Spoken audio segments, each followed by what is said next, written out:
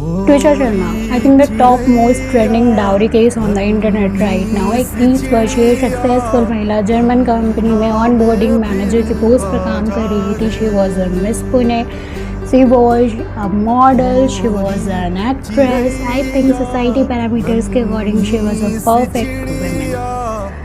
दिसंबर 2025 में भोपाल के एक well and highly educated family में शादी होती है. पति जो लॉयर हैं दूसरों को जस्टिस दिलाने का काम करते हैं, and mother in law is a retired जज जिन्होंने शायद ऐसे कई डाउरी केसेस पर अपने जजमेंट्स भी दिए होंगे. 12 मई 2026 को एक न्यूज़ फ्लैश होती है. She found it dead in her in lodge home.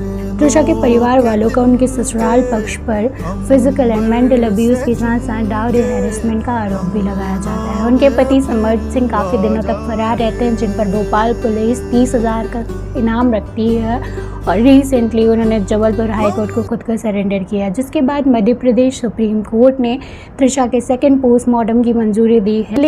MC teams को भोपाल बुलाया जाएगा. उसके साथ ही 6 मेंबर SIT भी गठित की गई है, जो इस बात का ध्यान रखेगी कि एविडेंसेस के साथ छाड़ ना की जाए.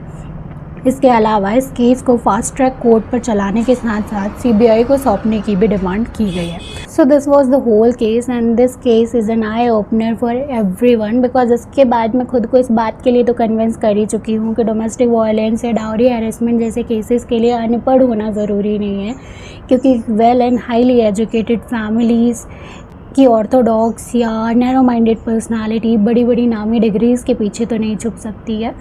तो नेक्स्ट टाइम जब आप अपनी बेटियों के लिए घर देखने जाएं तो उनके बैंक बैलेंस, उनके हाईली रेपुटेटेड पोस्ट, उनके हाईली ग्रेजुएटेड डिग्रीज़ के अलावा ये देखना भी ना भूलें कि उनकी सोच कितनी आज़ाद है.